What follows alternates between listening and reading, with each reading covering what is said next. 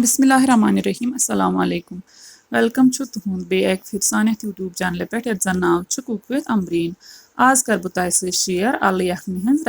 recipe start कर bro अगर तुम चैनल पे नई छु चैनल करो सब्सक्राइब तो वीडियो वो एंडस तम चलो करो रेसिपी स्टार्ट ये मे निमुत प्रेशर कुकर अत मज त्रो तील तील युथ गरम गि तो अत मज करो जीर चमचे ऐड अम पत करो गंड ऐड तो करो ये फ्राई योतान फ्राई करो योताम ये गोल्डन ब्राउन गि गंड गो ये फ्राई वन करो अत मज अल ऐड तो करो अल त फ्राई असल पे इन थमित नील मर्चवांगन तरित अलन सम करो इकवटे फ्राई नील मर्चवांगन तो अल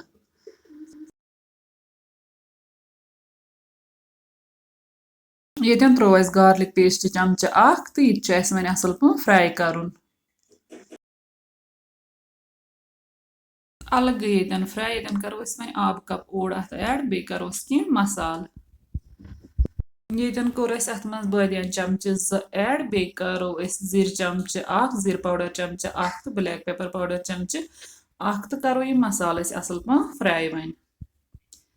योतान फ्राई कर योताम अत यह आब त्रो यह गि खुशक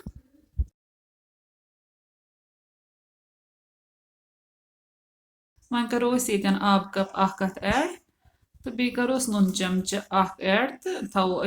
अत पे लिड क्लोज कर तो दिमो अत टू त्रे विसल तो योताम अल गन सॉफ्ट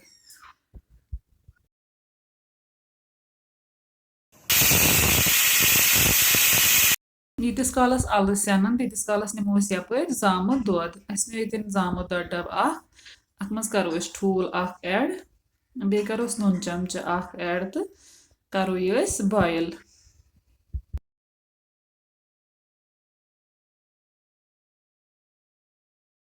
ये आय ये ग्रेक वन करो अत मसाल ऐड ये निमुत जीर चमचे मे बे निमुत बड़ ٲल सब्ज ٲल दालचीनी पीसो गो तो पे त्रो अत दोद